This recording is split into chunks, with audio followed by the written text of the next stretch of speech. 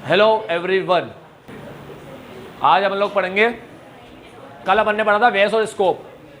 अपन कितने तरीके से काम यूज कर सकते हैं और अपन ने देखा था उसका काम भी यूज कर सकते हैं और उसका असिस्टेंट भी यूज कर सकते हैं। ये स्कोप में पढ़ा था, वेस के अंदर ये दो चीज के साथ ये भी पढ़ा था कि अपन लोग इंफॉर्मेशन ऑब्टेन कर सकते हैं जो रेलेवेंट होगा अपने रिस्क असेसमेंट के साथ। ठीक है, इंफॉर्मेशन ऑब्टेन कर सकते हैं जो रेलेवेंट होगा अपने रिस्क असेसमेंट के साथ।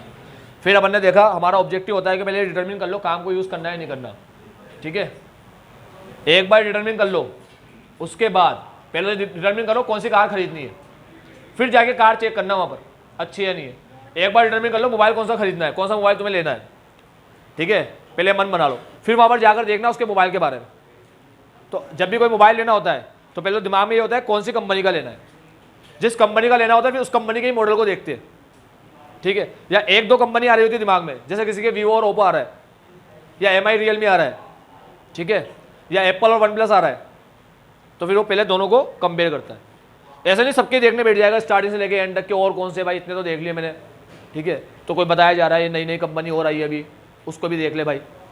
ठीक है, ऐसे जनरली अपन पहले डिसाइड कर लेते हैं, फिर उसके बारे में अपन पूरा चेक करते हैं उसको कि लेना चाहिए या नहीं लेना चाहिए। ऐसे ही पहले देख लो कि उसका काम यूज़ करना है नहीं करना, फिर ये भी देख लो कि उसका काम हमारे लिए एडिक्वेट है क्या, सफिशिएंट है क्या और अप्रोप्रिएट है क्या हमारा डीएसआर। अगर उसका काम हम डीए ले रहे हैं तो वो डीएसआर अप्रोप्रिएट होना चाहिए। तो डीए लो तो डीएसआर अप्रोप्रिएट होना चाहिए और उसका काम यूज़ करो तो क्या होना चाहिए तुम्हारे लिए, एडिक्वेट होना चाहिए। अब काम यूज़ करने का डिटरमिन किया तो इवैल्यूएशन का काम शुरू हो जाता है।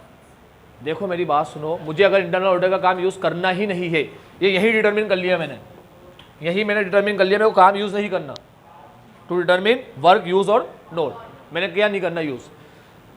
यहाँ आऊँगा क्या मैं, नहीं, इवैल्यूएशन में तो आऊँगा ही नहीं। अब इवैल्यूएशन करूँगा मैं, सबसे पहले चेक करूँगा उस बंदे का कोड। ठीक है, सी मतलब कॉम्पिटेंस, ओ मतलब ऑब्जेक्टिविटी और डी मतलब डिसिप्लिन अप्रोच। ठीक है, सिस्टमेटिक एंड डिसिप्लिन अप्रोच, ये चेक करूँगा कोड। तो कोड के अंदर सी देख लिया मैंने कॉम्पिटेंस, ठीक है, और ओ देख लिया मैंने ऑब्जेक्टिविटी। सबसे पहले ऑब्जेक्टिविटी देखा, इसको दो चीज सपोर्ट करती है, एक तो स्टेटस और एक policy and procedure, relevant policy procedure of NTT, NTT के रेलेवेंट पॉलिसी प्रोसीजर। तो दो चीज सपोर्ट करते हैं किसको, ऑब्जेक्टिविटी को, एसपी।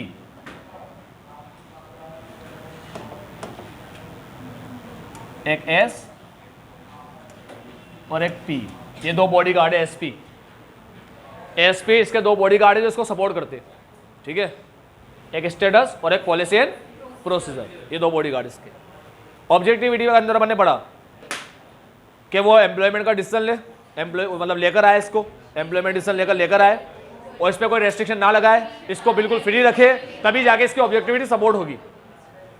ठीक है, तभी जाके इसका स्टेटस ऑब्जेक्टिविटी को सपोर्ट करेगा। ठीक है, उसके बाद बेटा कल क्या गिराएगा, चलो कॉम्पिटेंस की बात करें। हाँ, एम्प्लॉयमेंट डिसीजन के अंदर मैंने देखा कि टीसीडब्ल्यूजी एम्प्लॉयमेंट डिसीजन को ओवरसी करे, रेस्ट्रिक्शन वगैरह ना हो, रेस्ट्रिक्शन और कॉन्ट्रेस्ट वगैरह ना हो, कांस्टेंट ना हो उसके काम वाम पे, कि वो कम्युनिकेट नहीं कर सकता अपनी फाइंडिंग को एक्सटर्नल ऑडिटर के साथ, ऐसा कोई रेस्ट्रिक्शन ना हो। Free from conflict responsibilities. ठीक है, कॉन्फ्लिक्ट रेस्पॉन्सिबिलिटीज उसको फ्री रखो, यानी ऐसा काम मत दे दो इसका खुद वो रिव्यू करेगा, वहां सेल्फ रिव्यू थ्रेड आता है। और लास्ट, ऑर्गेनाइजेशन स्टेटस ऐसा होना चाहिए जो सपोर्ट करे ऑब्जेक्टिविटी को, ऐसा स्टेटस होना चाहिए। ठीक है, जैसे या तो रिपोर्ट करे टीसीडब्ल्यूजी को, या अगर वो मैनेजमेंट को कर रहा है तो डायरेक्ट एक्सेस होना चाहिए टीसीडब्ल्यूजी के साथ। ये बड़े अपन, या तो रिपोर्ट करे टीसीडब्ल्यूजी को, अगर वो मैनेजमेंट को करे रिपोर्ट, या अगर वो मैनेजमेंट को रिपोर्ट करे तो टीसीडब्ल्यूजी के साथ उसका डायरेक्ट एक्सेस होना चाहिए।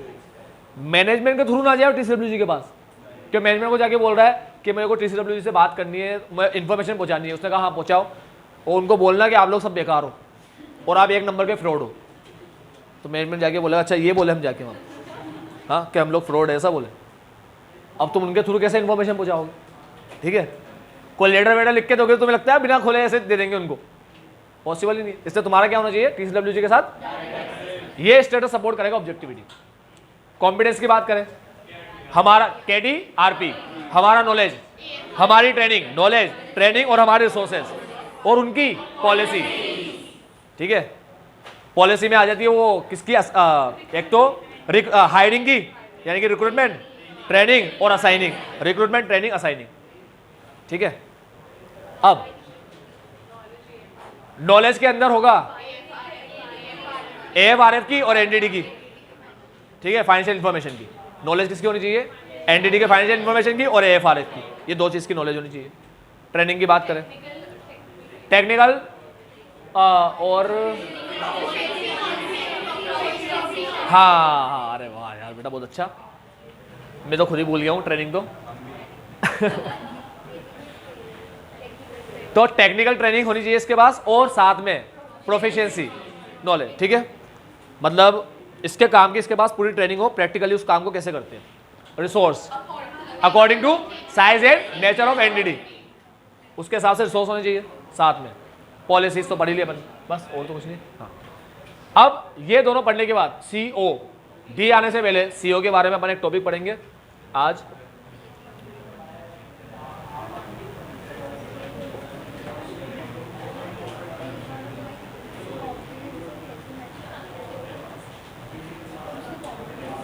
हाँ बेटा बता देता हूँ, ये रहा, एडिक्वेट टेक्निकल ट्रेनिंग होना चाहिए एंड प्रोफिशिएंसी इन ऑडिटिंग।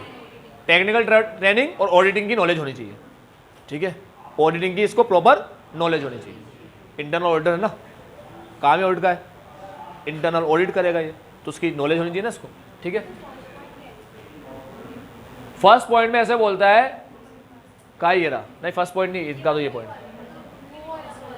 ये कौन सा बताऊं, ये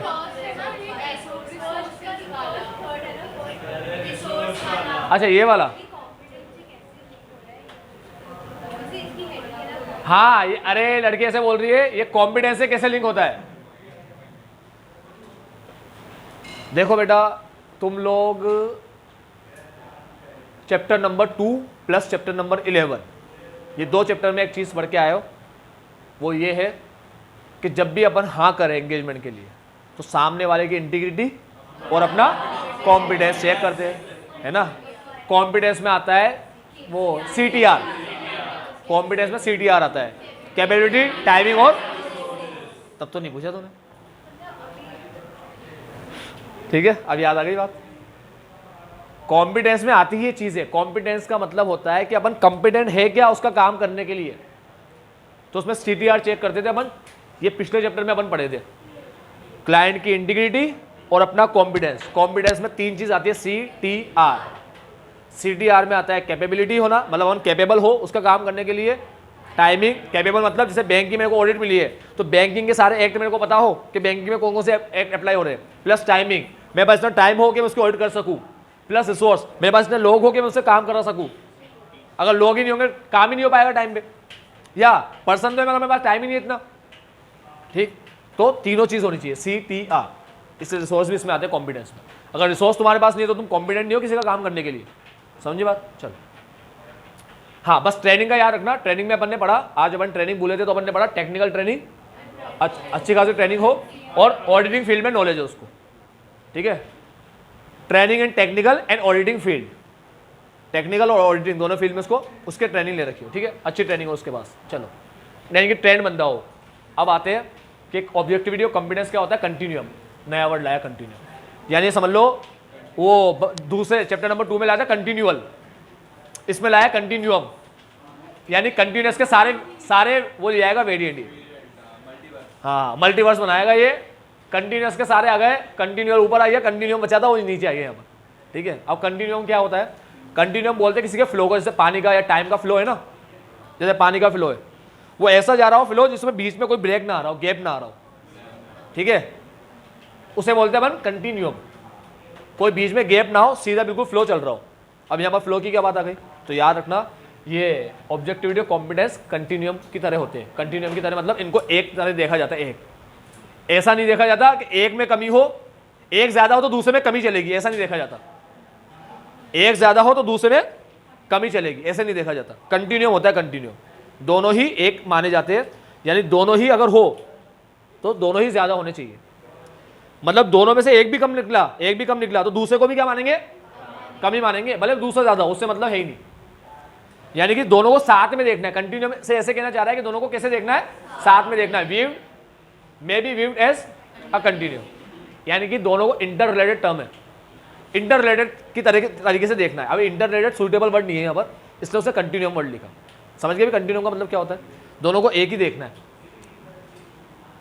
तो एक ज्यादा है और दूसरा कम है, तो अपन दोनों को ही क्या मानेंगे, कम। ठीक है, दोनों ज्यादा है तभी ज्यादा है बस, बाकी एक भी कम हुआ तो दूसरा भी कम ही रहेगा, ये मानेंगे। उसका कोई कंपनसेट नहीं करेगा वो। तो बस यही बोल रहा है यहाँ। क्या बोल रहा है कि हाई लेवल का कॉम्पिटेंस लैक ऑफ ऑब्जेक्टिविटी को कंपनसेट नहीं करेगा, ऐसे ही strong objectivity lack of competence को कंपनसेट नहीं करेगी।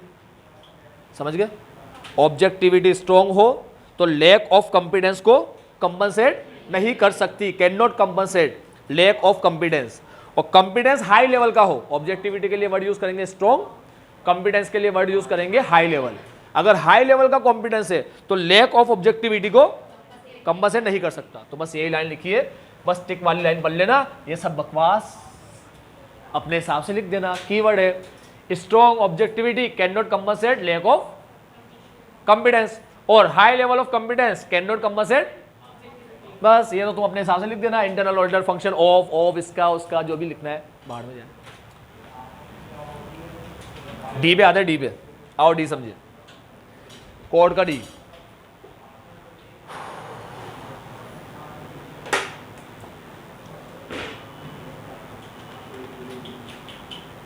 करे स्टार्ट, डी पानी भी लेना, गर्म पानी है यार ये तो।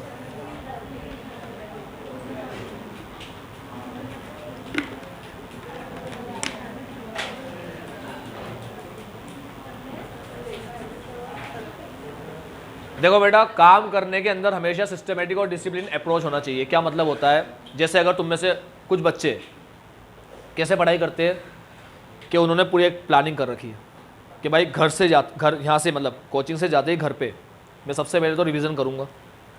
जितना ही मैंने पूरे दिन भर में पढ़ा, 4 सब्जेक्ट या 5 सब्जेक्ट में, हर सब्जेक्ट का 50 मिनट या 45 मिनट या आधा घंटा या 45 मिनट हर सब्जेक्ट का रिवीजन करूँगा, सेम जो मैंने पढ़ा है। और ये काम मैं हाथों हाथ जब पहली बार पढ़ूंगा घर पे, जैसे ही बैठूंगा पढ़ने के लिए, तो पहला काम मैं यही करूँगा। जैसे ही मेरा रिवीजन कंप्लीट हुआ 30 से 45 मिनट का, उस रिवीजन को कंप्लीट करने के बाद, देखो तुम्हें हंसी तो आएगी सुन के, मगर अब जो है वो है, ठीक है। ये कुछ बच्चों की बात कर रहा हूँ, कोई हो तो अगर ऐसा तुम में से। अब रिवीजन करूँगा मैं, और रिवीजन करने के बाद फिर मैं क्या करूँगा, जो होमवर्क वगैरह मेरे को मिला है वो मैं पढ़ूंगा, या कोई टेस्ट है तो टेस्ट का पढ़ूंगा। ये सब करने के बाद अगर कुछ टाइम बचा तो बैकलॉग जो मेरा है वो कंप्लीट करूंगा। अगर बचा तो कह रहा हूँ, मतलब ऐसे मैं अपनी पढ़ाई करूंगा, ठीक है। यानी पढ़ाई करने का मैंने सिस्टमेटिक प्लानिंग की, पढ़ाई के अंदर मैंने सिस्टमेटिक प्लानिंग की, और उस सिस्टमेटिक प्लानिंग को मैं फॉलो भी कर रहा हूँ, ठीक है। तो मेरा पढ़ाई करने का जो तरीका हो जाएगा, परफॉर्मेंस मेरी हो जाएगी, वो कौन सी हो जाएगी, सिस्टमेटिक। समझ गए। अब डिसिप्लिन का मतलब क्या होता है, डिसिप्लिन का मतलब होता है कि अगर हमने एक बार बोल दिया कि हम ऐसे पढ़ेंगे तो फिर ऐसे ही पढ़ें, भटक या बहक ना जाए। मोबाइल पे कोई मैसेज दिख गया, बड़े टाइम बाद आया है, लो उठा लिया मोबाइल, ठीक है, बात करने बैठ गए, कॉल पे भी लग गए, ठीक है, कोई ग्रुप बन गया भाई दोस्तों का। देखना बेटा, जब पढ़ाई का टाइम आएगा तो सारी अच्छी चीज़ें तुम्हारी लाइफ में, सारी खुशियाँ तुम्हें उसी टाइम पे मिलना शुरू हो जाएगी। तुम्हारे अंदर के सारे आर्टिस्ट जग उठेंगे, जो तुमसे बात नहीं करते थे, मुंह फिराकर बैठे थे, पढ़ाई के टाइम पे तुमसे बात करना शुरू कर देंगे। मैं तो ऐसा मानता हूँ कि अगर तुमसे बात कर ही ना रहा हो, बिल्कुल रूठ चुका हो, मैं तो कह रहा हूँ कोई एग्जाम को फाइट करना शुरू कर दो, पढ़ाई करना शुरू कर दो। जहाँ पढ़ाई करोगे मेरे को लगता है सारी दुनिया से बात करना शुरू कर देती है। ऐसे ऐसे लोग आ जाते हैं जीवन में नए नए, ठीक है। तो ये पता नहीं क्यों अपने पढ़ाई में होता है। मैंने कहा ना, आर्टिस्ट भी जग जाता है अंदर का पढ़ाई के टाइम में। अब हम बैठे बैठे क्रिएटिविटी आ जाए, कुछ हाथ में पेन होगा, पेन से क्रिएटिविटी करने बैठ गए भाई, कुछ जो आया अपने हाथ में, पेपर मिला तो पेपर से शुरू हो गए, मस्त बनने ऐसा फोल्ड फोल्ड करके पूरा आर्टिस्ट बन गए अपन। तो सिस्टमेटिक और डिसिप्लिन अप्रोच का मतलब होता है एक प्रॉपर सिस्टम होना चाहिए काम करने का। सुनो सुनो सुनो, एक प्रॉपर सिस्टम होना चाहिए काम करने का, ठीक है, और अपन उसको प्रॉपरली फॉलो भी करें। कुछ काम करने का कोई तरीका, प्रॉपर सिस्टम भी हो और उसको अपन फॉलो भी करें, इसे बोलते हैं application of systematic and discipline approach. Internal order अपने काम में, इंटरनल ऑर्डर अपने काम में, क्या करें, सिस्टमेटिक और डिसिप्लिन अप्रोच को अप्लाई करें। ठीक है, सिस्टमेटिक और डिसिप्लिन अप्रोच को अप्लाई करें। यही तरीका क्लास में पढ़ने का भी होता है। ठीक है, क्लास में भी ऐसे ही पढ़ा जाता है, डिसिप्लिन और सिस्टमेटिक अप्रोच के साथ। आओ, सबसे पहला क्या होगा, इस अप्रोच के साथ क्या होगी, प्लानिंग। प्लानिंग तो जरूरी ना, तभी तो सिस्टमेटिक और डिसिप्लिन अप्रोच फॉलो हो पाएगा। फिर परफॉर्मिंग, है ना। अब डीएसआर आ जाएगा। अब डीएसआर के अंदर सुपरविजन आएगा, रिव्यू आएगा, प्लानिंग कर ही देगी, डायरेक्शन का काम तो ये बता ही देगी करना क्या है, कैसे करना है। फिर सुपरवाइजिंग आएगा, रिव्यू आएगा और डॉक्यूमेंटेशन आएगा। ठीक है, यहाँ ये डीएसआर है, डायरेक्शन सुपरविजन रिव्यू की जगह डॉक्यूमेंटेशन सुपरविजन और रिव्यू। ठीक है, ये वाला डीएसआर आएगा। अरे ऐसे डीएसआर याद नहीं रखना, ऐसे बता रहा हूँ बस। तुम लोग जो है ना, तुम लोग बार बार चीजों को रिवाइज करोगे ना, वही चीज जो तुम अलग अलग जगह पे पढ़ चुके हो, ठीक है, तो कभी दिक्कत नहीं आएगी। तो पता रहेगा यहाँ पर ये चीज आती है और यहाँ पर इस जगह पे ये चीज आती है, यहाँ पर इसका मतलब ये होता है और इस जगह पे इसका मतलब ये होता है। ठीक है, चलो, तो हमें क्या करना है, डिसिप्लिन अप्रोच का अप्लाई करना है। कहाँ पर अप्लाई करना है, प्लानिंग में, परफॉर्मिंग में, सुपरवाइजिंग, रिव्यू और डॉक्यूमेंटेशन में। इट्स एक्टिविटी, बस काफी है, काफी एक्टिविटी तक काफी है, इसके बाद ट्रिक लगाने की जरूरत नहीं है इसको। चलो, बस एक्टिविटी तक काफी है। तुम मेरे बोलने से पहले टिक लगा दे तो मैं पहले कैसे बोलूँ मैं यहाँ पर आके बोलूँगा ना, ये तो टिक लगा हुआ है ऑलरेडी। अभी जैसे मैं ये पढ़ा रहा हूँ, तुम ये टिक लगाने बैठ जाते हो, अब मैं पहले कैसे बोलूँ। चलो, या तो मैं ऐसे पेज निकाल के बोल दूँ भाई रुक जाओ, हाँ रुक जाओ, बस अब बोलता हूँ रुक जाओ। चलो आओ, अभी डिसिप्लिन अप्रोच किसे बोलते हैं, मतलब डिसिप्लिन अप्रोच को अप्लाई करना मतलब क्या होता है। डिसिप्लिन अप्रोच को अप्लाई करने का दो मतलब होते हैं। पहला there are some documented audit process, मतलब उसने अपने काम को डॉक्यूमेंट कर रखा हो कि मैं ये काम करूंगा, ऐसा मैं ये करूंगा, पूरा प्लानिंग को डॉक्यूमेंट कर रखा हो। ठीक है, और guidance for the work perform by internal auditor, और इंटरनल ऑडिटर के परफॉर्म वो जो काम वो कर रहा है उसके लिए गाइडेंस हो। जैसे अपने गाइडेंस है ना, ऐसे स्टैंडर्ड क्या अपने, उसके अलावा भी ऐसे time to time guidance note वगैरह इशू करता रहता है। ठीक है, अलग अलग इश्यूज के ऊपर गाइडेंस नोट इशू करता है। ठीक है, तो इसके भी क्या होने चाहिए, इसका डॉक्यूमेंटेड प्रोसेस होने चाहिए, लिखे हुए प्रोसेस प्लस कुछ गाइडेंस होनी चाहिए इसके पास, मतलब इसके भी कोई गाइडेंस होनी चाहिए इसके भी। ठीक, the existence, adequacy and use of documented internal audit process, documented process का यूज करें। ठीक है, हमें पता रहेगा कि भाई इसने ये जो चीजें लिखी है ना कि ये करेगा, इस टाइम पे करेगा, यानी कि एक तरीके से प्लानिंग प्रोग्राम इसने ही बनाया। अरे अपन को पता पड़ जाएगा ना प्लानिंग प्रोग्राम बना के काम कर रहा है, तो अपन भी तो प्लानिंग प्रोग्राम बना के काम करते। ठीक है, प्लान बनाते, प्रोग्राम बनाते, स्ट्रेटेजी बनाते, तो अपन स्ट्रेटेजी, प्लान, प्रोग्राम सब बनाते, तो ये भी वैसे ही बनाए। इससे पता पड़ जाएगा बंदा काम कर कैसे रहा है। प्लानिंग से पता पड़ जाएगा कि प्लानिंग सही की है नहीं की। अरे आज तुम्हारी प्लानिंग देख के पता कर लूंगा मैं, तुमने पूरा लिख रखा है कि मैं घर पे जाके ये रिवीजन करता हूँ, मैं ऐसे काम पढ़ाई करता हूँ, उसके बाद में कोई बैकलॉग वगैरह होता है, टाइम बच जाता है तो उस टाइम पे ये करता हूँ मैं, तुमने ऐसा पूरा लिख रखा है। अब तुमने लिख रखा है और तुमने उसकी पूरी एक शीट बना रखी है और तुम टिक भी लगाते हो, मैंने रिविजन भी किया, मैंने ये होमवर्क वगैरह भी निपटाया, और आज टाइम बचा था तो मैं बैकलॉग निपटाया, कल टाइम नहीं बचा था ये नहीं किया, ये किया, ये किया, ये नहीं किया, ये किया, ये किया, ये नहीं किया, ये किया, ये किया, ये भी किया, कुछ भी नहीं किया। तो पता पड़ रहा है ना कि तुम क्या कर रहे हो, क्या नहीं कर रहे, कितनी बार क्या क्या चीजें करी, क्या नहीं करी। इसलिए छोटे बच्चे जो होते हैं ना, उनके डायरी के अंदर वो पीछे लिखा होता है, पूरा लिखा है ऐसा कि तुम सुबह उठ के ब्रश करोगे, ऐसा करोगे। वो सिस्टमेटिक और डिसिप्लिन अप्रोच है, उसको डिसिप्लिन वाला बंदा बनाएंगे। ठीक है, सुबह उठते तुम्हें ब्रश करना है, ये करना है, वो करना है। ठीक, और घर पे जाते ही तुम ये सब काम करते हो, उसे पूरा लिख रखा होता है, और फिर पेरेंट्स को टिक लगाकर भेजना होता है, आज ये किया नहीं किया बच्चे को। और बहुत से पेरेंट्स डराते भी बच्चों को, डायरी में है ना कल रॉन्ग लगा दूंगी, मेरी वाइफ डराती है अपने बच्चों को। ठीक है, डायरी में ऐसा रॉन्ग लगा दूंगी, हमारे सिस्टम है ऐसा, डायरी के अंदर स्कूल में वो पूरा लिख करके देना होता है कि बच्चा ऐसा कर रहा है नहीं कर रहा।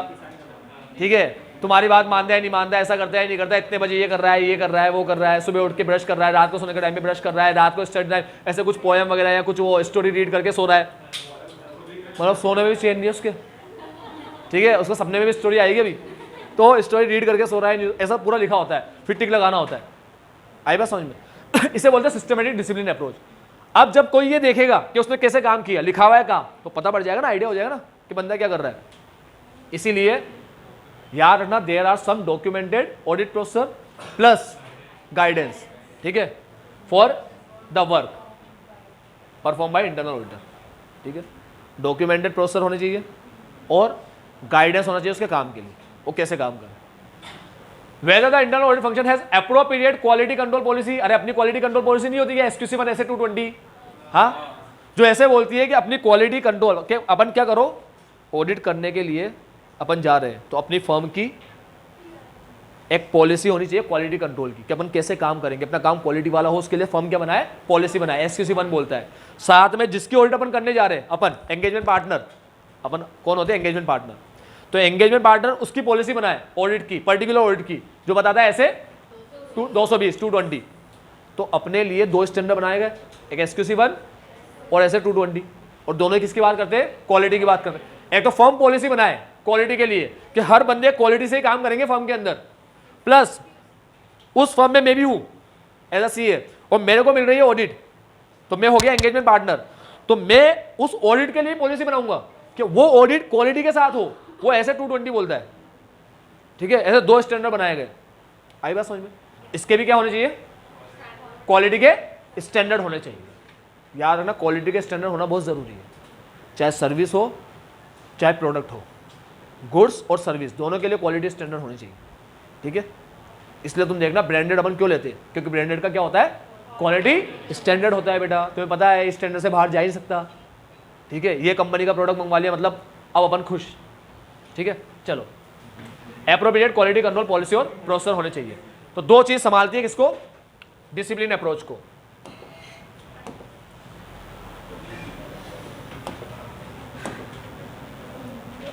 डिसिप्लिन में आया भाई डी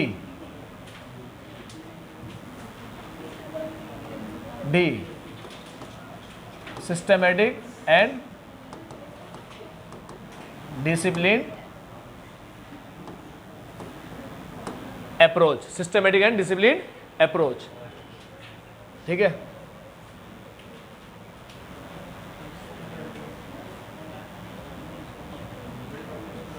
इसके अंदर आया 3 चीज। फर्स्ट,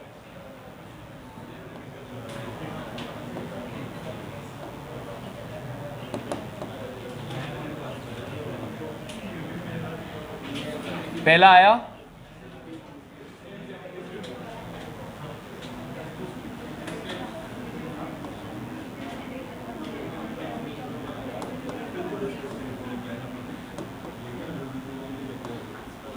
और दूसरा आया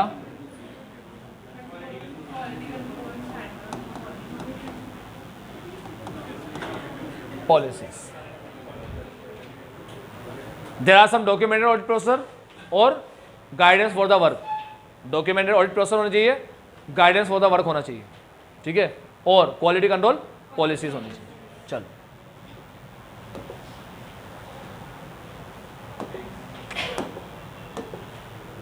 हाँ, अब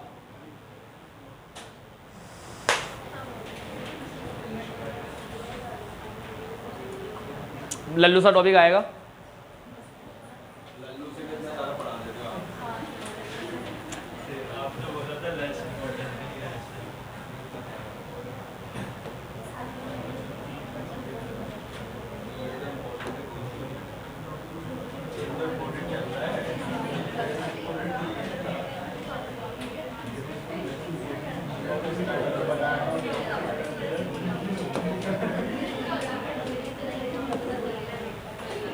ये कोड चेक करना है अपन को, हाँ, कोड चेक करना है ना, काम यूज करने के लिए। अब कोड नहीं होगा तो बताता हूं क्या होगा, कोड नहीं होगा तो काम यूज नहीं करेंगे, तो सिंपल सी बात है, कोड ना हो तो काम यूज मत करो, ठीक। अब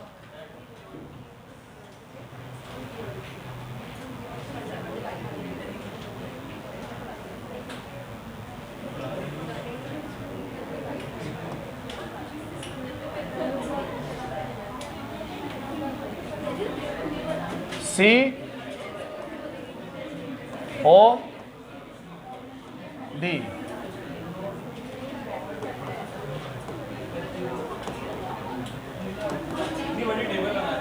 नहीं, हाँ भाई, हम लोग कब वर्क यूज नहीं करेंगे, सबसे पहले हम लोग वर्क कब यूज नहीं करेंगे, जब ये तीनों ना हो। ठीक है, सिंपल सी बात है।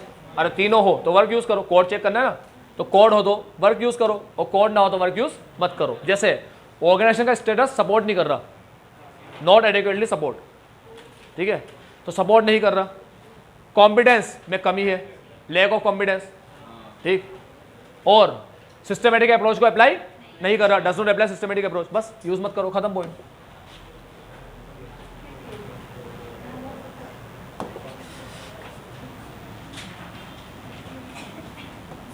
Not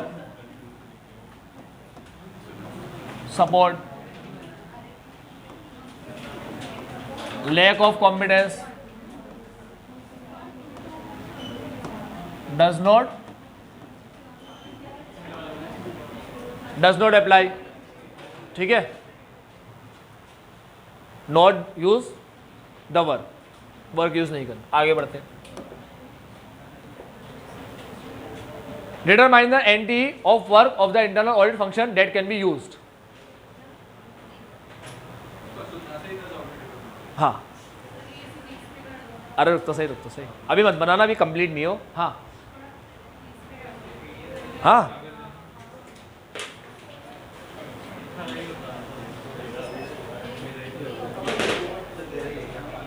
external auditor shall consider, बेटा तुम्हें उसका काम यूज करना है तो तुम क्या करोगे? मान लो एक मक्कार बच्चा है, उसके पास एग्जाम में उसका बेस्ट फ्रेंड बैठा है, ठीक है, अब बिल्कुल बेस्ट फ्रेंड यहां बैठा है और वो यहां बैठा है, मस्त आराम से पूरा ऐसा देख सकता है, कॉपी में लिख के आ रहा है, एक एक वर्ड दिख रहा है अपन को। उसने फोन करके पूछा ऑडिट का पेपर है, ठीक है, 10 चैप्टर है, बोला कितना बड़ा? बोला 7 चैप्टर हो गए, एक और कर लूंगा 8 हो जाएंगे, 2 बचेंगे। यार कौन से 2 बच रहे कि ये वाला 9 और 10 में हूं ना यार, टेंशन काय को ले रहा? 8 हो गए तेरे? अरे 8 में तो टेंशन नहीं मत ले तू, 8 में 60 नंबर ले आऊंगा मैं, उसकी टेंशन नहीं मत ले। हाँ 2 की टेंशन तू मत ले, तेरा दोस्त बैठा है यार, तो पता पड़ गया ना मेरे को करना क्या है ना, मक्कार बच्चों को करना क्या है पता पड़ गया उसको, तो उससे पूछना पड़ेगा ना कि भाई तूने किया क्या है, तेरा नेचर स्कोप क्या है, ठीक। अब वो बोले भाई पूछ ही मत, बहुत खराब हालत है यार, पता नहीं पास भी हो पाऊंगा या नहीं। मैं बोलूंगा सेम टू यू, मेरा भी यही हालत है यार भाई। मेरे फोन काट के अपन बोलेंगे अबे यार भाई धोखा हो गया अपने साथ, बेस्ट फ्रेंड की तो नहीं, या खुद की डूब रही है, वो काम नहीं बचाएगा। अब अपन को ही बचानी है, अब अपन पागल की तरह पढ़ेंगे, दिन रात मेहनत करेंगे। तो बेटा अगर तुमने उसका काम यूज करने का सोचा तो कितना यूज करोगे, कहाँ यूज करोगे, तो ये देख लो उसने कितना और कहाँ काम किया है ना। Determining the nature and extent of the work of the internal auditor that can B use. Internal auditor का काम कौन सा और कितना यूज करना है, कौन कौन सा काम यूज करना है और कितना यूज करना है, वो डिटरमिन कर लो, ठीक। एक्सटर्नल ऑडिटर शेल कंसीडर, क्या कंसीडर करेगा? वही यार, नेचर और एक्सटेंट ही तो कंसीडर करेगा, नेचर और स्कोप। भाई उसने कौन सा काम किया है, स्कोप, क्या क्या चीज कवर की है उस काम के अंदर, ठीक है, तो कंसीडर करेगा नेचर और scope of the work. External auditor consider कर रहा है किसको? नेचर और स्कोप को, किसके? इंटरनल ऑडिटर के काम के, जो या तो परफॉर्म कर चुका या इस प्लान टू परफॉर्म करने जा रहा है। Internal external auditor nature scope को कंसीडर करेगा, किसमें कंसीडर करेगा कि क्या मेरे काम के लिए रेलेवेंट है या नहीं है, मेरी स्ट्रेटेजी के लिए। जब वो ऑडिट स्ट्रेटेजी सेट करेगा ना, उसमें देखेगा रेलेवेंट है या नहीं है, ठीक है। यानी अगर उसने काम अच्छे से कर रखा है तो मैं जब अपनी स्ट्रेटेजी बनाऊंगा, ठीक है, तो मेरी स्ट्रेटेजी के अंदर मेरा जो काम है वो थोड़ा कम कर दूंगा। अरे यार जब उसका काम यूज कर रहा हूं तो इससे क्या मतलब निकला, मेरा काम कम हो जाएगा थोड़ा, समझ गए। तो उसके काम से अपना काम कम करने से पहले ये देख तो लो उसने किया क्या है और कहाँ किया है, कितने हद तक किया है, नेचर और स्कोप चेक कर लिया उसका। तो एक्सटर्नल ऑडिटर इंटरनल ऑडिटर के काम का क्या चेक करता है, नेचर और स्कोप, ठीक है। बस जिसको कंसीडर करता है किसके अंदर, अपनी कि भाई ओवरऑल स्ट्रेटजी के अंदर रेलेवेंट है या नहीं है और प्लान के अंदर रेलेवेंट है या नहीं है, स्टडी और प्लान के टाइम में इसको कंसीडर करता है, ठीक है। बस यही लिखा हुआ है, खत्म। ये काम है जो यूज करेंगे अपन, ये बोल रहे हैं ना कौन कौन से काम यूज करेंगे, ये काम अपन यूज करेंगे।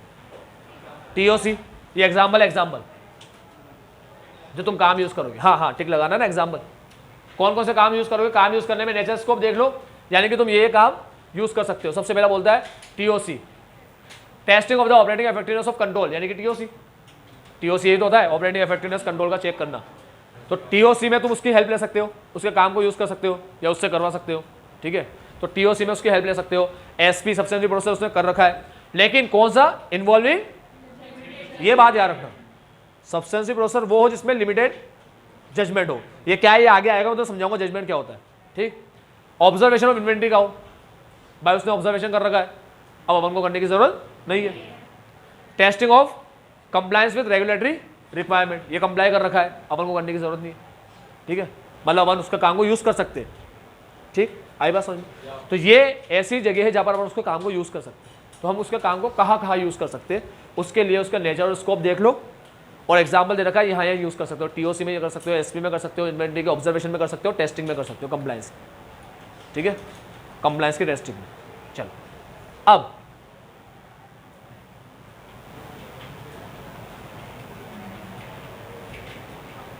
कब उसके काम को कम यूज करेंगे, use less of the work and perform more of the work directly. उसके काम को कम यूज करो और अपना काम ज्यादा करो। कब, लेस और लोअर, लेस स्टेटस और लोअर कॉम्पिटेंस। क्या मतलब है बताता हूं।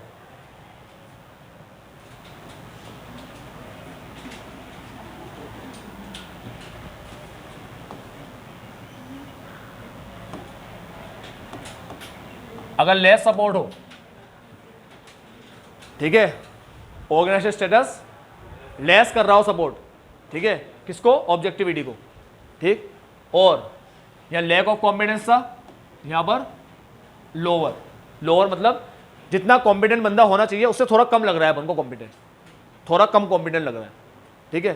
तो काम को भी कम यूज करेंगे, यूज लेस वर्क। वर्ड में फर्क समझ रहे हो, क्या दिख रहा है फर्क, यहां तो लैक ऑफ, यहां तो कमी है कॉम्पिटेंस में, यहां लोअर वर्ड यूज कर रहा है, लोअर, लोअर होता है कंपेरेटिव डिग्री, ठीक है, जो होना चाहिए, जितना होना चाहिए, जो सही होता है, रीजनेबल होता है, उसे थोड़ा कम दिख रहा है अपन को, तो लोअर वर्ड यूज किया। नॉट सपोर्ट, सपोर्ट ही ना करो ऑब्जेक्टिविटी को, तो काम यूज ही मत करो। लेस सपोर्ट करे तो थोड़ा यूज कर सकते हो तुम लोग काम, इसकी बात ही नहीं करते। और दो नई चीज ले आते हैं, एक होता है अपना रिस्क जो कि हाई हो, और एक होता है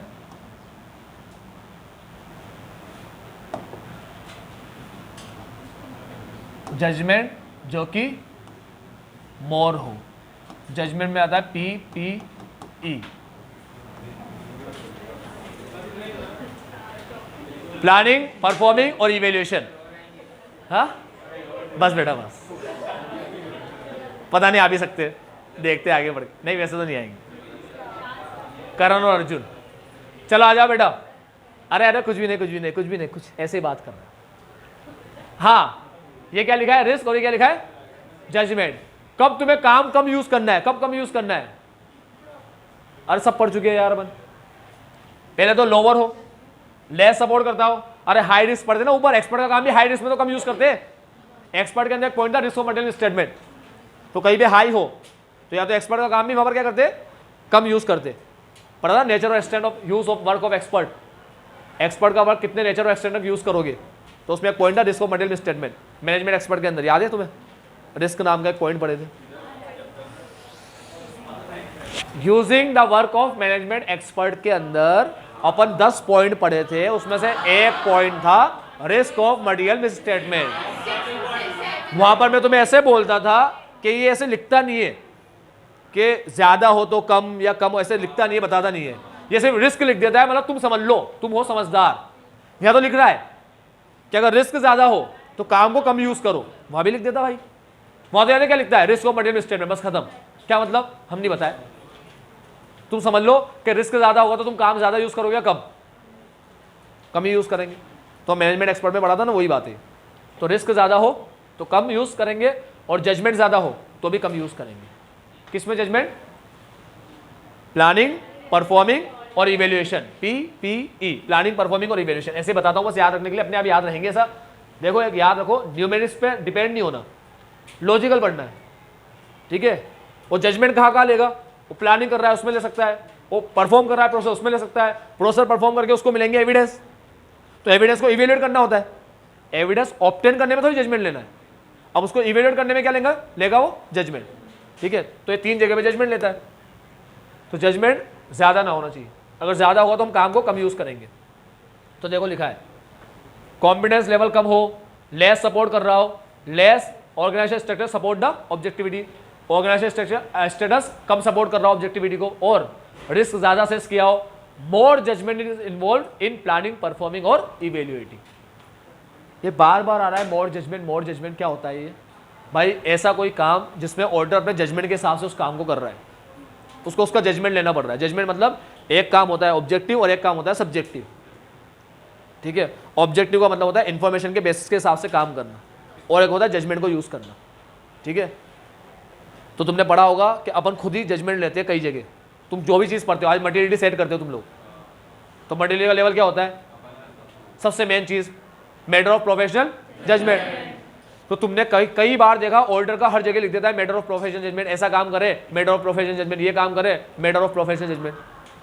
तो जब अपन ही हर जगह जजमेंट लेते हैं तो ये भी तो लेता होगा, तो इसका ऐसा कोई काम जहाँ पर इसने बहुत ज़्यादा जजमेंट ले रखा हो, जजमेंट वाला कोई काम हो जिसमें जजमेंट बहुत ज़्यादा यूज़ किया हो, ठीक है। ऑब्जेक्टिविटी कम दिख रही हो, ऑब्जेक्टिविटी मतलब होता है इन्फॉर्मेशन के बेसिस पे किया गया काम, ठीक है। आज अगर मैं ये बताऊँ कि क्या होने वाला है, स्टडी करके बताओ कि क्या प्रोबेबिलिटी है होने की, होने ना होने की, तो ऑब्जेक्टिव कहलाता है। और अपने एक्सपीरियंस से बताओ कि मेरे को ऐसा लगता है ऐसा होगा, अपने एक्सपीरियंस से, ये सब्जेक्टिव होता है, इसमें जजमेंट आ गया, ठीक है। तो ऑब्जेक्टिव को बहुत एक्यूरेट माना जाता है, और जजमेंट क्या होता है पर्सन टू पर्सन डिफर करता है, इसलिए जजमेंट के अंदर हमको वो ध्यान रखना पड़ता है। चलो कम यूज का करे वो देख लिया। अब ऐसे का नाम था यूजिंग द वर्ब को, अब आया using the verb of internal order. अब तुम देखोगे तुम क्या पढ़ रहे हो,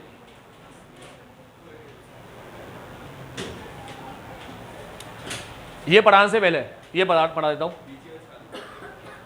अभी डीए आएगा, चलो लाइन से ही पढ़ते हैं, हटाओ छोड़ो, वो जब आएगा तब पढ़ा दूंगा। Using the verb of internal order ही पढ़ते हैं। क्या लिखा है इसके अंदर बेटा, इसके अंदर लिखा है कि इंटरनल ऑर्डर का वर्ब तुम्हें यूज करना है, ठीक है। तो इसके अंदर 2 चीज होती है, मैं तुम्हें पहले टॉपिक समझा दूं फिर मैं तुम्हें पढ़ाता हूं। एक होता है वेयर, कहाँ यूज करेंगे, ठीक है। इसके अंदर अपन स्कोप और नेचर देखते हैं उसके काम का, और अपन यूज करते हैं टीओसी सब्सटेंसिव प्रोसेसर या टीओडी, ठीक है। ये एग्जाम्पल है, एग्जाम्पल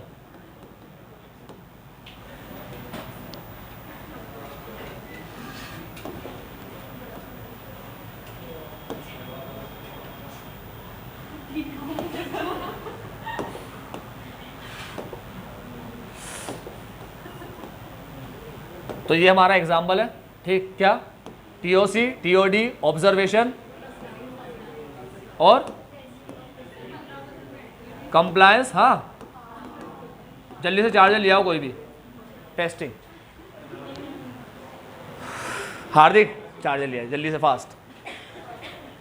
कहाँ पर अपन काम यूज करेंगे, कहाँ पर एग्जाम्पल दे रखे, यहां पर अपन काम यूज करेंगे, वेयर हो गया। अब वेयर के बाद आता है हाउ, ये भी तो सिखाएगा कैसे यूज करना है। अरे ये बता दिया कहाँ यूज करना है, अब ये भी तो बताया कैसे यूज करना है, कैसे करोगे यूज। सर कुछ भी नहीं, जाके बोलेंगे ला क्या क्या काम किया बता दे मेरे को बस, और ऐसे बोल देंगे ले तो हमारा काम कर ले, इवैल्यूएशन तो मैंने कर ही दिया, ठीक है। पहले तो इवैल्यूएशन करना होता है काम यूज करने के लिए। थैंक यू सो मच बेटा।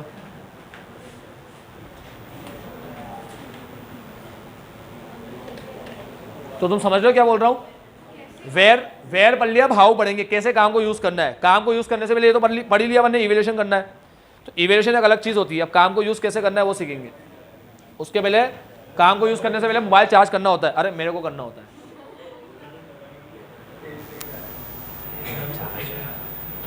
अब जीवन चलेगा ज़्यादा थोड़ा। हाँ, हाउ, कैसे यूज करें काम को। सबसे पहला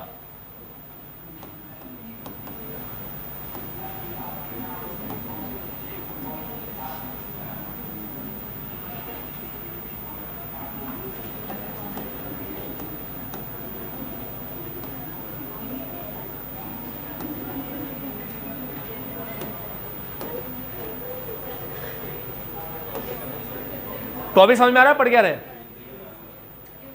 भैया? ऐसा तो नहीं कुछ भी चल रहा है भाई, कुछ भी आते जा रहा है, कुछ भी आया जा रहा है भाई, रुक ही नहीं रहा। नहीं, अभी बताएगा हाउ, कि भाई कैसे यूज करें। सबसे पहले डिस्कस करो, सबसे पहले उसके साथ डिस्कस करो कि तुम लोग उसका कौन सा वर्क यूज करने जा रहे हो, प्लान यूज ऑफ वर्क। सबसे पहले डिस्कस करो प्लान यूज ऑफ वर्क, ठीक है? तुम कौन सा वर्क उसका यूज करोगे ये उसके साथ डिस्कस कर लो, और उसको बता दो ना भाई हम तेरा ये काम यूज करेंगे। तो थोड़ा ध्यान से करना जो भी तुम्हें उसको बोलना हो। आज अगर तुम्हें तुम्हारे फ्रेंड का काम यूज करना है तो उसको डिस्कस कर लो कि देख मेरे ये चैप्टर अच्छे है तो ये तो मैं कर लूंगा, इसको छोड़ दे, मुझे तेरा ये काम चाहिए, ठीक है? तो तू ये काम थोड़ा अच्छे से करना, कुछ सजेशन देना होगा तो दे दूंगा। याद रखना, discuss provide the basis for coordination. का बेस प्रोवाइड करता है discussion, discussion provide the basis for coordination. ये बात याद रखना, डिस्कशन कोऑर्डिनेशन का बेस बनता है। बिना डिस्कशन के कोऑर्डिनेशन कर नहीं सकते। और तो और डिस्कशन तो थ्रू आउट द पीरियड होगा, मतलब डिस्कशन चलता रहेगा एक इंटरवल के अंदर, ठीक है?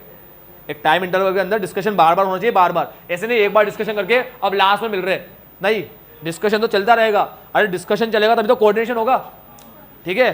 कोऑर्डिनेशन डुप्लीकेशन को अवॉइड करता है, ठीक है? छोटी कक्षा में पढ़े थे, वेस्टफुल एक्टिविटी को अवॉइड करता है। वेस्टफुल एक्टिविटी, डुप्लीकेशन, अबे डुप्लीकेशन वेस्टफुल एक्टिविटी अवॉइड कैसे होगी जब तुम बार बार डिस्कशन करोगे उसके साथ? तो डिस्कशन कोऑर्डिनेशन का बेस बनता है, डिस्कशन बार बार होता रहता है। ऐसे डिस्कशन वहाँ एनटीटी के अंदर भी होता है, वो production department, sale department, purchase department में डिस्कशन चलता रहता है ऐसा, ठीक है?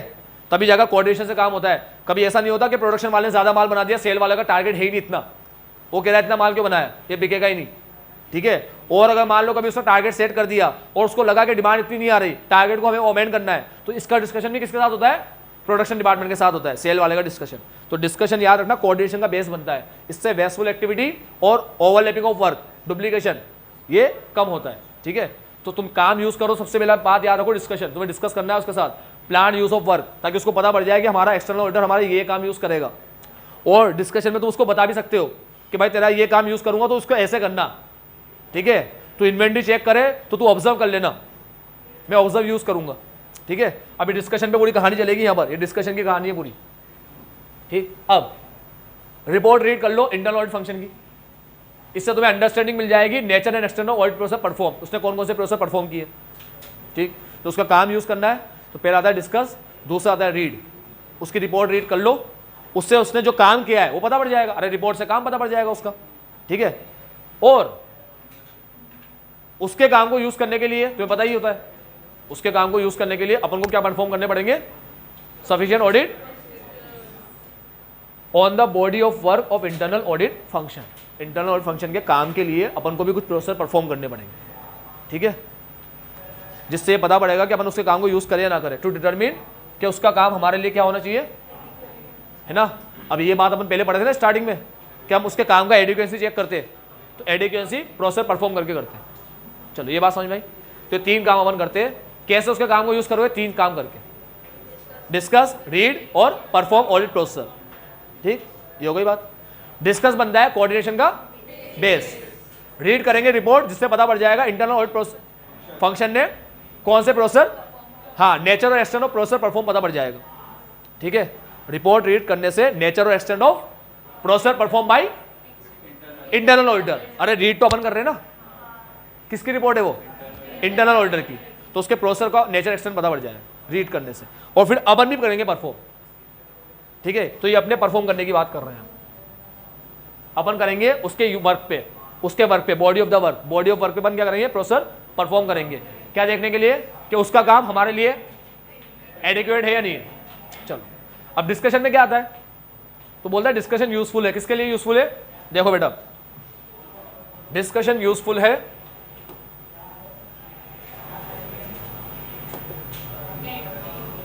NTE के लिए, टाइमिंग के लिए, नेचर के लिए, एक्सटेंट के लिए, ठीक है। DSR में से वो, अब DSR का खेल मीनिंग अलग होता है, मैं तुम्हें बार बार नहीं बताऊंगा, नहीं तुम बोलोगे हर बार चेंज कर रहे हो, इसलिए बोलता नहीं हूँ, ठीक है। सिलेक्शन, सैंपल सिलेक्शन के लिए, ठीक है। डॉक्यूमेंटेशन के लिए डिस्कशन करेंगे और रिव्यू और रिपोर्टिंग के लिए डिस्कशन करेंगे। और बीच में आता है मटेरियलिटी और परफॉर्मेंस मटेरियलिटी। अब देखो क्या मतलब है इसका। अरे उसके साथ तुम डिस्कशन करोगे ना, तो उसको बताओ कि यार ये काम तो इस टाइम पे करना, अपन इस टाइम पे साथ में करेंगे ये वाला काम, ठीक है। मैं ये चेक करता रहूंगा, तो ये रिपोर्ट चेक करता रहना, ताकि अपन को पता पड़ जाए। मैं ये वाले बिल चेक करूंगा, इनवॉइस चेक करूंगा, सेल इनवॉइस, तू कैश का बैलेंस चेक करता रहना, बैंक बैलेंस वगैरह, ताकि मुझे पता पड़ जाए कि ये सेल हुई है और इसका पैसा आया है, ठीक है। तो जब मैं डेटा सेल करूँ, चेक करूँ, तो सेल के इनवॉइस या बैंक का लेजर चेक करना, तो ये काम अपन साथ में करेंगे, साथ एक टाइम में करेंगे, ठीक है। टाइमिंग, नेचर, तू इन्वेंटरी की ऑब्जर्वेशन कर लेना, मेरी परफॉर्मेंस कर लूंगा, है ना। एक्सटेंड, इतने इतने काम तू कर लेना, इतने इतने काम मैं कर लूंगा, सही है। समझ में आया था एंट्री। तो डिस्कशन से पता पड़ गया ना अपन को। तो जब अपन डिस्कस करेंगे अपने दोस्त के साथ, तो ये चैप्टर तू पढ़ लेना, ये मैं पढ़ लूंगा, ये मैं कर लूंगा, ये तू कर लेना, ऐसा अपन ने बांट दिया, ठीक है। कब करना है, कौन कौन से काम तुझे करना है, कौन कौन से काम मेरे को करना है, कितने काम तेरे को करना है, कितने काम मेरे को करना है, एक्सटेंड। उसके बाद काम करेंगे। अब तो काम करेंगे तो सैंपल लेकर करेंगे, ठीक है। सैंपल की स्टडी करेंगे, तो सैंपल का सिलेक्शन वगैरह, कौन सा मेथड यूज़ करेगा, डॉक्यूमेंटेशन कैसे करेगा, रिव्यू और रिपोर्ट कैसे करेगा, ठीक है। ये फिर आगे के काम बताना शुरू करते हैं। आगे के काम, प्लानिंग के काम हो गए। परफॉर्मेंस के अंदर वो सैंपल सेलेक्ट कैसे करेगा भाई तू। सैंपल सेलेक्ट करने के बाद सारे काम को करने का डॉक्यूमेंट क्या रहेगा, डॉक्यूमेंटेशन कैसे करेगा। तो सारे काम का डॉक्यूमेंटेशन करना, ताकि मैं उसको क्या करूँ, याद रखना, डॉक्यूमेंटेशन होगा तभी उसका क्या होगा, रिव्यू होगा। तो डॉक्यूमेंटेशन करना, तब हम रिव्यू और रिपोर्टिंग प्रोसेस देखेंगे, ठीक है। हम रिव्यू करेंगे उसको। तो ये हुआ सिलेक्शन, डॉक्यूमेंटेशन, रिव्यू। और बीच में मटेरियलिटी और परफॉर्मेंस मटेरियलिटी लेवल सेट कर लेंगे, इसका डिस्कशन कर लेंगे उसके साथ कि भाई ये तेरा क्या है, सही है या नहीं है। क्योंकि मटेरियलिटी दोनों का अलग, बहुत ज़्यादा अलग अलग होगा, तो फिर दिक्कत आएगी, ठीक है। वो क्या स्टेटमेंट निकाल रहा होगा, अपन उसको मान ही नहीं रहे स्टेटमेंट, क्योंकि अपने लेवल में आता ही नहीं है वो। तो ये अपन देख लेंगे कि भाई ज़्यादा फर्क तो नहीं है ना, ठीक। अब डिस्कस करने से क्या होता है, कोऑर्डिनेशन। हाँ, अब इफेक्टिव कब होगा, कोऑर्डिनेशन।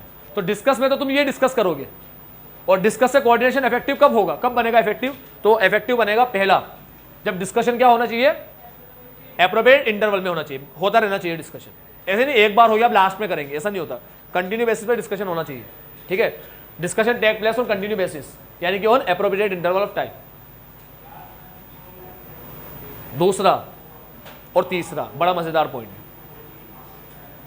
डिस्कशन अच्छा कब होगा, जब वो बार बार हो। सर बार बार में करेंगे क्या, बार बार में भाई ये करेंगे कि एक्सटर्नल को कुछ मिला तो वो इंटरनल को बताएगा, ताकि उसको पता पड़ जाए उसको करना क्या है, ठीक। इंटरनल को कुछ मिला तो वो एक्सटर्नल को बताएगा, बस। हाँ, तो फिर कौन, तो फिर अपन क्या कर रहे हैं, उसका काम क्यों यूज कर रहे हैं। और तो ये बताएगा ही नहीं, तो फिर हम क्या करेंगे। और ये क्यों नहीं बताएगा, अभी तो बड़ा ऊपर रेस्ट्रिक्शन मत लगाना कोई, ऊपर क्या पड़ा।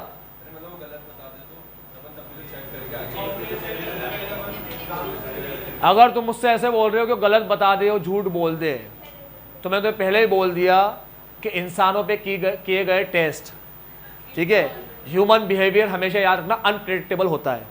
जो इंसान तुम्हें हमेशा सही दिख रहा है, हमेशा तुम्हारे साथ है, अचानक से धोखा नहीं दे सकता। क्या तुम बोलोगे क्या हो गया मेरे साथ, अबे ऐसा निकला है तू, हाँ अबे मेरे को तो विश्वास ही था यार तू ऐसा निकलेगा। सर इसके साथ हमारी 2 से 3 साल की दोस्ती सर खत्म हो गई आज, नहीं होती क्या। अब यार तुम मुझसे ऐसा सवाल पूछोगे ना, ह्यूमन बिहेवियर में पूछोगे, तो मैं क्या बताऊंगा उसमें। सर वो झूठ बोल दे, तो क्यों नहीं बोलेगा, अरे तुम खुद झूठे हो। अरे एक्सटर्नल ऑडिटर झूठा होता है, नहीं होता क्या झूठा। तुम्हें क्या लगता है सारे एक्सटर्नल ऑडिटर ईमानदार है क्या, सब भर भर के बेईमान मिलेंगे तुम्हें। हाँ, झूठ बोलते, वो बंदा आता है उससे बोलते हैं कितना टैक्स बनाए, अरे क्या बनाए, कितना बन रहा है वो बताना है तुझे। ये क्या होता है सवाल, कितना बनाए, वो बोला कुछ भी मत बना भाई, बहुत परेशान है मैं, शेर खाने के पैसे नहीं। कल ही कार लेकर आऊँ, छोटी सी कार BMW, तो बेटा ये कौन सा सवाल है, क्यों झूठ बोलेगा बेचारा, ये कह तो रहा है सावधानी से काम करो, ये कह तो रहा है आईसीआई कोड चेक करो, कहा तो सही उसने। चलो फोगड़ का ऐसा क्वेश्चन दिमाग में उल्टे सीधे मत लाया करो, वो क्यों नहीं बताएगा, ऑब्वियस बात है वो बताएगा, क्यों नहीं बताएगा, रेस्ट्रिक्शन का तो मना कर दिया ना। अगर रेस्ट्रिक्शन लगा रखा है ऊपर तो रेस्ट्रिक्शन किस में आता था, कोड में से किस में आता था, सी ओ या डी, ओ में आता था ऑब्जेक्टिविटी में, रेस्ट्रिक्शन लगा रखा है यानी कि ऑब्जेक्टिविटी खतरे में, वो खतरे में, तो उसने कह दिया can not use the work of, can not में यही तो पढ़े, ऑब्जेक्टिविटी ना हो तो मत पढ़ो भाई, काम ही यूज मत करो, ये बात ही नहीं आएगी फिर तो।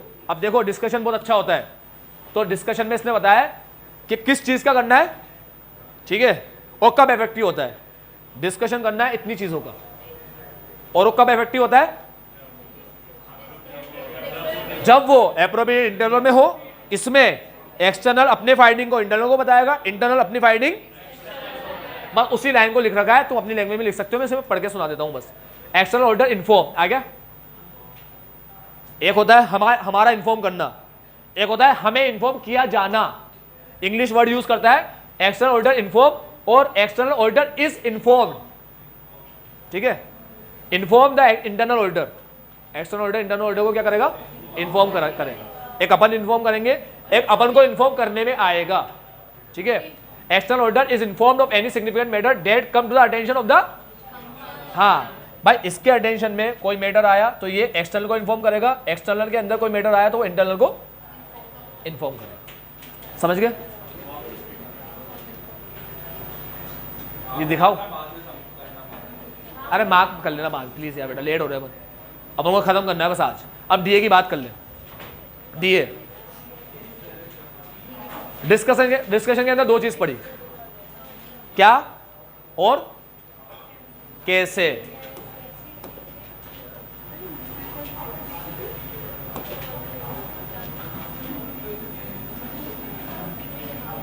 डिस्कस के अंदर दो चीज पड़ी, क्या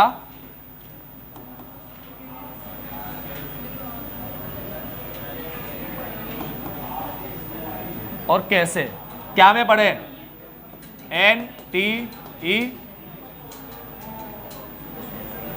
डॉक्यूमेंट रिव्यू सिलेक्शन और बीच में मटेरियलिटी, ये पढ़े क्या और कैसे, appropriate interval,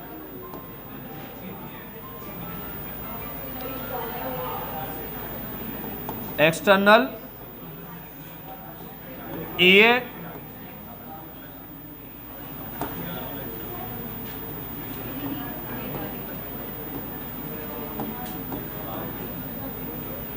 EA inform IA, IA inform EA, ठीक है।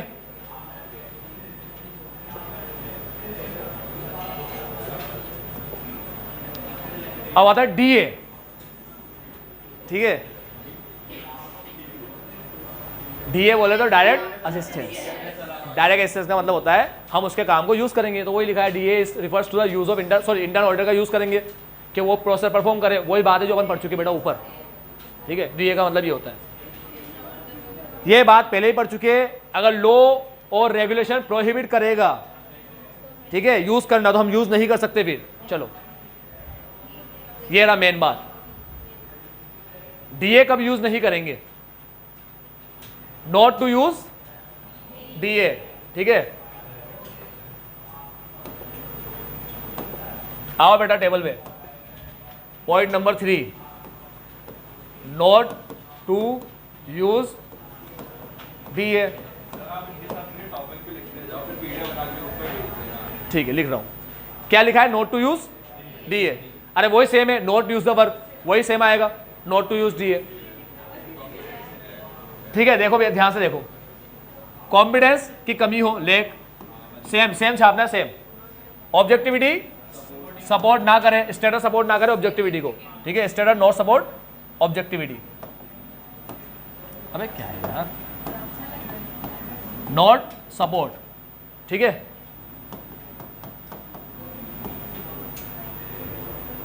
क्यों,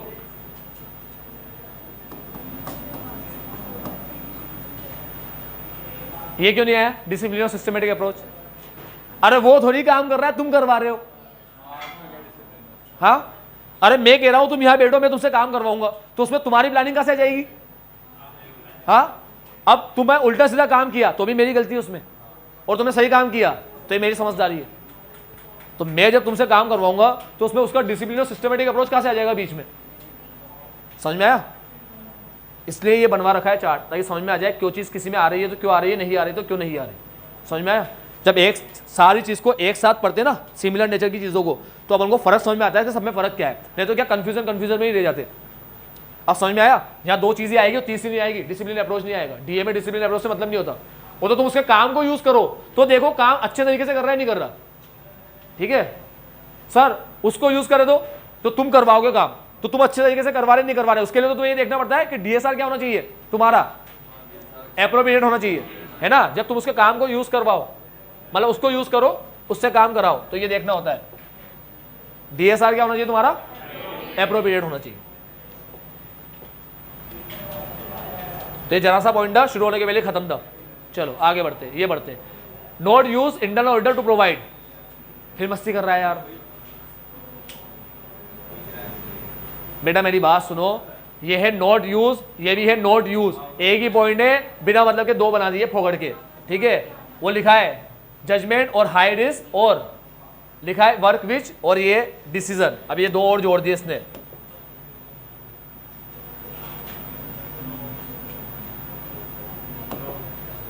चलो इसमें ये कॉपी करता हूं, सॉरी ये गलत हो गया अपन से।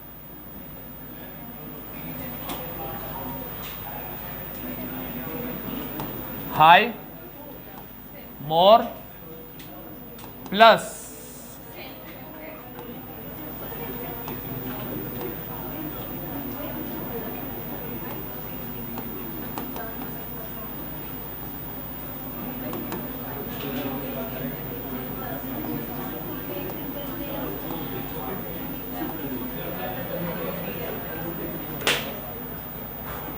इंटरनल ऑडिटर का डीए यूज मत करो जब वो बंदा कॉम्पिटेंट ना हो, जब उसकी ऑब्जेक्टिविटी स्टेटस ऑब्जेक्टिविटी को सपोर्ट ना कर रहा हो, रिस्क बहुत ज्यादा हो, डीए यूज मत करो, जजमेंट ज्यादा हो, डीए यूज मत करो, और लास्ट ऐसा काम जो उसने ऑलरेडी करके रिपोर्ट कर चुका है वो टीसीडब्ल्यूजी को। तो जो काम वो कर लिया ऑलरेडी, मतलब उसने स्टॉक का ऑब्जर्वेशन कर लिया, इन्वेंट्री काउंट का ऑब्जर्वेशन कर लिया, उसको बोल रहे इधर आ इन्वेंट्री काउंट का ऑब्जर्वेशन करना है, उसने कहा कर लिया मैंने, तो ये तो दोबारा नहीं करेगा, उसको दोबारा मत करवाओ। ठीक है, मजे नहीं लेना अपन को, समझ गया? पहले बोला था मजदूर नहीं मिल गया अपने अंदर में, तो मजे ले रहे हो भाई, तुमने ये भी कर वो भी कर, सब काम उससे करवा रहे हो। ठीक है, अरे मेरा घर का सिलेंडर खत्म हो गया यार, भरवा के लिया। ठीक है, सब्जी वगैरह लेकर पहुंचा दे घर तक, ऐसा नहीं कर सकते। In planning of use of work, मतलब उसको प्लानिंग में शामिल कर रहे हो कि यार हम तेरा वर्क यूज करें या ना करें, हम प्लानिंग कर रहे हैं, आ तू बता। अरे तुम्हें उसका काम यूज करना है ना, ये वाला काम उससे करवाओगे या उसकी मदद लोगेगा? ये चीज की ये काम करने में कि हम उसका काम यूज करें या ना करें, ये वाला काम करने में उसका यूज लोगे क्या? नहीं ना। समझ रहे हो क्या कह रहा हूं? समझ रहे हो मैं क्या कह रहा हूं? मेरे को उसका काम का यूज करना है नहीं कर रहा, इसकी प्लानिंग तो मैं खुद करूंगा, उसके काम यूज करने ना करने में उससे थोड़ी बुला के पूछूंगा। समझ गए बात? तो इतनी जगह पे डीए को नहीं लेते, डीए का यूज नहीं करते। तो इसने लिखा है यहां पर, देखो ये पढ़ के सुना देता हूं। Work which the internal auditor have been involve, perform कर चुका है वर्क, आ रहा हूं, and which has already been और will be reported to management, वो कर चुका है और रिपोर्ट भी कर दिया उसने मैनेजमेंट को, उसमें अपन डीए नहीं ले सकते। साथ में डिसीजन ले रहे, decision regarding the internal audit function and use of the work and direct assistant, इसमें कौन सा ये और ये क्यों? अरे सब करने में कई को नहीं करने, नहीं ये क्या कहा? हाँ सेम है, इसलिए मार्क नहीं कर रहे। हाँ तो याद होना चाहिए फिर सेम है, हाँ सेम ही है वो, तो यहाँ लिख तो दो कम से कम सेम है। अब तुम्हें पता तो नहीं है क्या सेम है, अरे मार्क कर लो इससे बढ़िया तो यार। ये चार्ट पढ़ना है वैसे भी तुम्हें, ये पढ़ने की जरूरत नहीं है सब।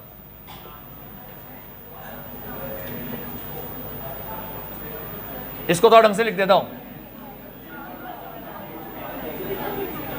इसको लिख देता हूं, decision regarding use of verb. ठीक है, ज्यादा बढ़िया लगेगा।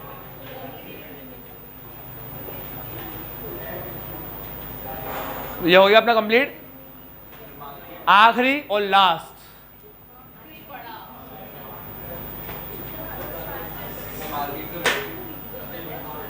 तुम अगर इंटरनल ऑडिटर से अपना काम कराओ तो काम कराने के लिए सिर्फ इतना सा करना होता है, 2 रिटर्न एग्रीमेंट लेने होते हैं, 2। एक एंटिटी से, ठीक है, एंटिटी के अंदर किससे, एप्रोप्रिएट ऑथोराइज रिप्रेजेंटेटिव से, ऑथोराइज पर्सन। एंटिटी के अंदर जो ऑथोराइज पर्सन है ना, उससे तुम लोग क्या ले लो, रिटर्न एग्रीमेंट। ठीक है, रिटर्न एग्रीमेंट ले लो ऑथोराइज पर्सन से, एंटिटी के ऑथोराइज पर्सन से। किस चीज का, कि वो अलाउ करे और इंटरवीन ना करे। ठीक है, वो अलाउ करे कि इंटरनल ऑडिटर हमारे इंस्ट्रक्शन फॉलो करे, इसके लिए अलाउ करे, वो अलाउ करे कि इंटरनल ऑडिटर हमारे इंस्ट्रक्शन फॉलो करे और वो इंटरवीन ना करे बीच बीच में। ठीक है, इसका रिटर्न एग्रीमेंट ले लो। और दूसरा रिटर्न एग्रीमेंट ले लो इंटरनल ऑडिटर से, कि वो हमारी कॉन्फिडेंशियल बात किसी को बताएगा नहीं, जिसके लिए हमने इंस्ट्रक्शन दे रखा है उसको, जिस मैटर का हमने इंस्ट्रक्शन दिया है, वो कॉन्फिडेंशियल बात किसी को नहीं बताएगा। And inform the external auditor of any threat, और ऑब्जेक्टिविटी के अंदर कोई भी खतरा होगा तो इन्फॉर्म करेंगे। देखो बेटा, सब्जी वाली बात आ जाती है, पढ़ाई सबको ईमानदार समझती है। क्या कहा इसने, देखो इंटरनल ऑडिटर को कहा, देखो लगे तेरे ऑब्जेक्टिविटी में खतरा है तो आगे हमें बता दें कि भाई ये काम मेरे से नहीं होगा, ये हमारा खतरा है, या मैं नहीं बोल सकता, इसके खिलाफ नहीं जा सकता। तुम्हें लगता है बताएगा, लेकिन उसको बताना चाहिए। ठीक है, पढ़ाई हमें ईमानदारी सिखाती है। क्या सिखाती है,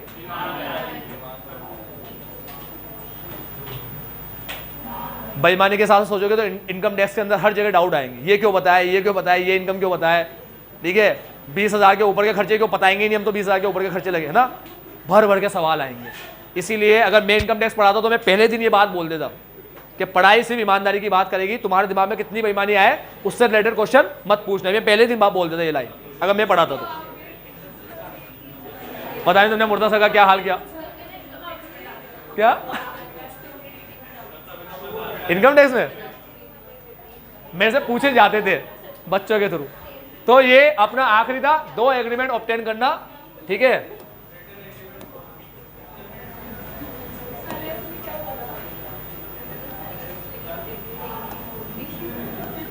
लास्ट पॉइंट,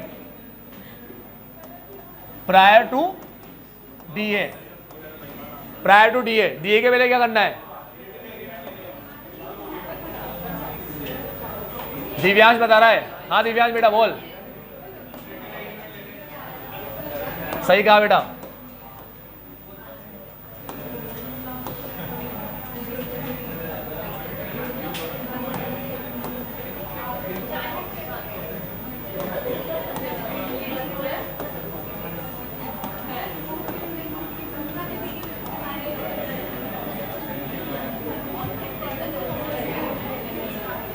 क्या करें, ऑब्टेन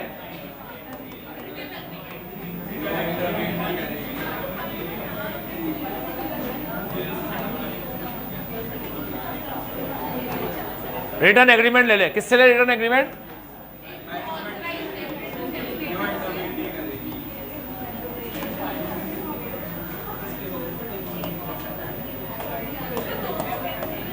वही कर रहा हूं। पहला ऑथोराइज रिप्रेजेंटेटिव से, ठीक है, वो अलाउ और इंटरवीन, अलाउ करेगा इंटरवीन नहीं करेगा। ठीक है, अलाउ करेगा इंटरनल फंक्शन को कि वो उसके इंस्ट्रक्शन फॉलो करे और इंटरवीन नहीं करेगा। दूसरा किससे लो, इंटरनल आईए से, इंटरनल ऑडिटर से। क्या,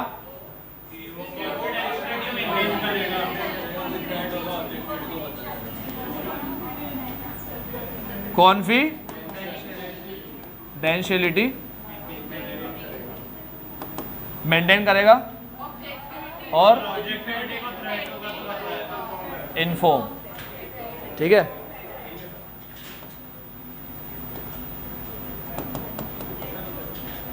ऑब्जेक्टिविटी थ्रेड।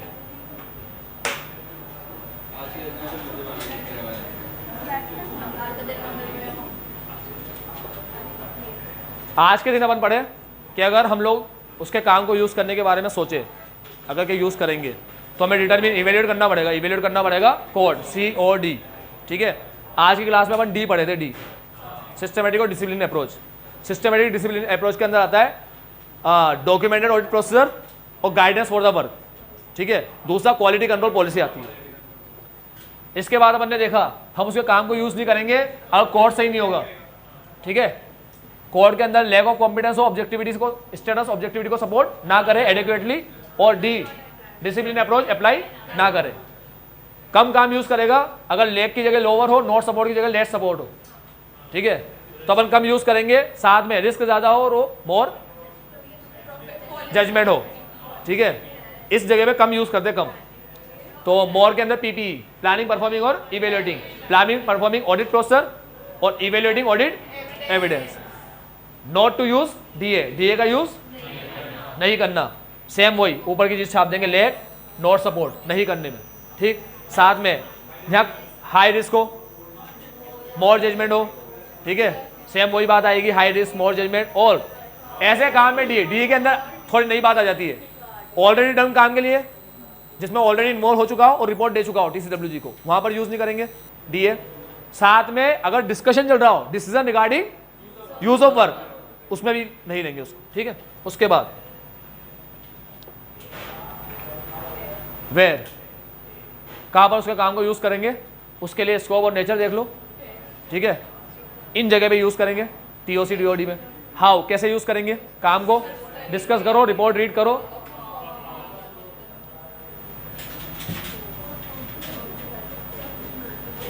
रिपोर्ट रीड करो और AP परफॉर्म कर लो। रिपोर्ट रीड करके क्या पता पड़ेगा, जो उसने प्रोसेस परफॉर्म किया है उसकी अंडरस्टैंडिंग आ जाएगी रिपोर्ट रीड करके, ठीक है। नेचर और एक्सटेंट पता पड़ जाएगा उसके काम का, और परफॉर्म करो AP। अब डिस्कस क्या करना है, तो डिस्कस क्या करना है, ये डिस्कस करना है NTE, मॉडलिटी, डॉक्यूमेंटिंग, रिव्यू और सेलेक्टिंग, ठीक है। इसे डिस्कस करना है। और डिस्कस कैसे करना है, मतलब क्या होगा डिस्कशन में, डिस्कशन होगा एप्रोप्रिएट इंटरवल पे, जिसमें एक्सटर्नल ऑडिटर इंटरनल ऑडिटर को इन्फॉर्म करेगा, सिग्निफिकेंट फाइंडिंग्स, ठीक है। DA करने से पहले रिटर्न एग्रीमेंट ले लो दो जनों से, एक एनडीटी से और एक इंटरनल ऑडिटर से, वो अलाउ करेगा और फॉलो इंटरवीन नहीं करेगा। और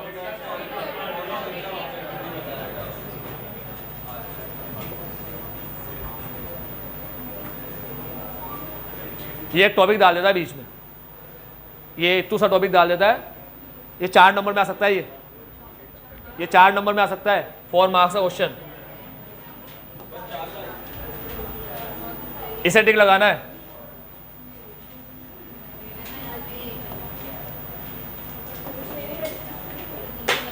जल्दी सुन लो, इंटरनल 2 वर्ड लिखे, यहां पर 2 वर्ड, ये पूरा टिक लगा लो। Internal financial control, internal control और फाइनेंशियल रिपोर्टिंग। जल्दी सुन लो, internal financial control chapter number 3 में पढ़ के आए थे। हाँ, 5 चीज, ठीक है, जिसके 5 ऑब्जेक्टिव होते हैं। 5 ऑब्जेक्टिव सुन लो पहले, जल्दी सुन लो जल्दी।